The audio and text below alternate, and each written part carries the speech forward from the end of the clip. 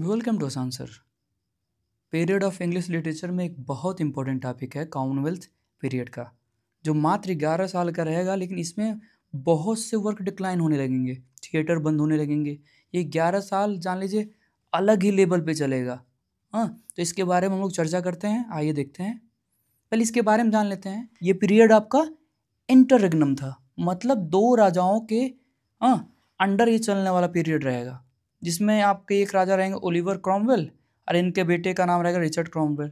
इनका समय क्यों चालू हुआ? क्योंकि जो आपका के चार्ल्स फर्स्ट थे, उनके एजुकेशन के बाद this period and with the restoration of monarchy in 1660 under king Charles second.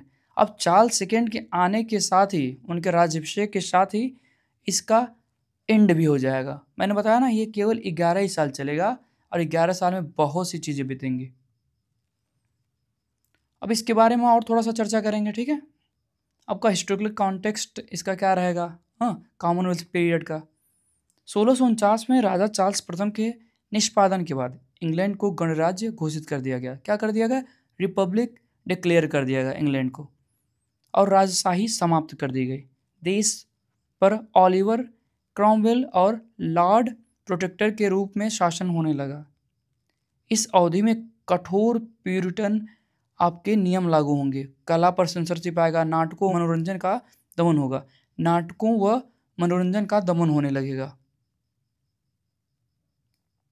अब थोड़ा सा इसका की फीचर्स देखते हैं। आपका इसमें प्यूरिटन इन्फ्लुएंस लिया जाएगा। प्यूरिटन के कठोर नियमों को नैतिक और धार्मिक नियम लागू कर दिए जाएंगे। नाटक और त्योहारों जैसे मनोरंजन पर प्रतिबंध लगाया जाएगा। डिक्लाइन ऑफ ड्रामा होगा। मैंने बताया था ना शुरू में, थिएटर बंद कर दिए जाएंगे और बेन जॉनसन और जॉन फोर्ड जैसे नाटककारों ने रचनाएं लिखना बंद कर दिया था।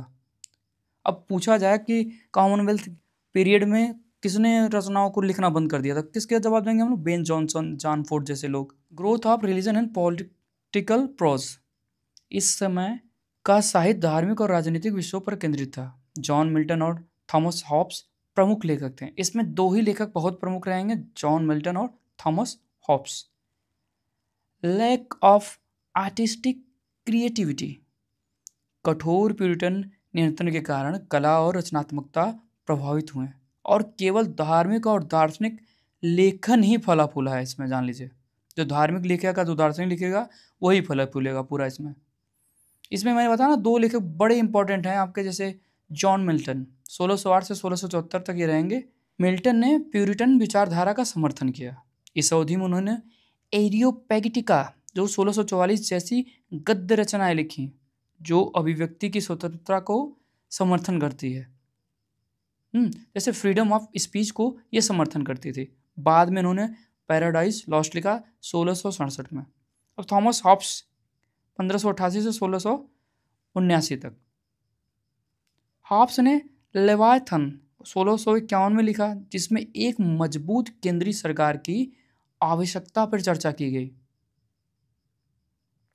और भी आपके इसमें राइटर आएंगे, उनका वर्क्स भी आएगा।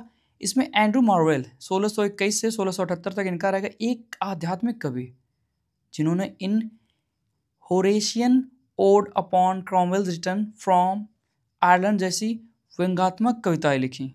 रिचर्ड बैक्स्टर, इनके बारे में जान लेते हैं। 1615 से 1691 तक इनका समय रहेगा। एक प्यूरिटन धर्मशास्त्री जो अपनी रचना द सेंट्स एवरलास्टिंग रेस्ट के लिए प्रसिद्ध हैं। Impact of Commonwealth period. अब इसका इम्पैक्ट क्या पड़ेगा उसके बारे में भी हम लोग देखेंगे। प्यूरिटन शासन के तहत थिएटर और अन्य मनोरंजन साधन बंद कर दिए गए। साहित्य पर धार्मिक और राजनीतिक विचारधाराओं का गहरा प्रभाव पड़ा। और भी चीज़ें होंगी। प्यूरिटन शासन से असंतोष ने अंततः 1660 में राजशाही को पुनर्स्थापना का मार्ग प्रशस्त किया। अब इसका की कैरेक्टरिस्टिक्स और कॉमनवेल्थ लिटरेचर के बारे में थोड़ा सा जानेंगे, ठीक है। थोड़ा सा समरीज लिख दिए हैं ताकि आपको थोड़ा आसानी से समझ में आ जाए, ठीक है। कॉमनवेल्थ युग 1649 से 1660 तक 11 साल तक चला। प्यूरिटन शासन का समय था, जिसमें ऑलिवर क्रॉमवेल ने शासन किया। थिएटर बंद कर दिए गए। सेंसरशिप के कारण कला का भी पतन हुआ। इसमें थिएटर का भी पतन हुआ, कला का भी पतन हुआ। साहित्य, धार्मिक और राजनीतिक गद्य पर केंद्रित था। जैसे जॉन मिल्टन, एरियोपेगिटिका और थॉमस हॉब्स ने अपना एक वर्क इम्पोर्टेंट लिखा, लेवाइथन। अब लेवाइथन कब लिखा गया, एक बार आप लोग कमेंट में बताइएगा किस सन में लिखा गया। यह युग 1660 में राजशाही की पुनर्स्थापना के साथ समाप्त हुआ। मैं आशा करता हूँ ये आपको समझ में आया होगा। अभी इस पे मैं क्वेश्चंस भी लिखवाऊंगा, सारी चीज़ें मैं इस पे पढ़ाऊंगा, लिखाऊंगा, ताकि आपको और आसानी से चीज़ों को क्लियर किया जा सके। इसी के साथ आप लोग ख्याल रखिए। मैं हिंदी में इसलिए इसको पढ़ा रहा हूँ ताकि आप इंग्लिश खुद पढ़िए, और हिंदी का ट्रांसलेशन तो मैं कर ही रहा हूँ और इसमें लिख भी दिया हूँ, ताकि कोई आपको दिक्कत ना हो, चाहे इंग्लिश में पढ़े चाहे हिंदी में, ये बाइलिंगुअल चीज़ें चलेंगी।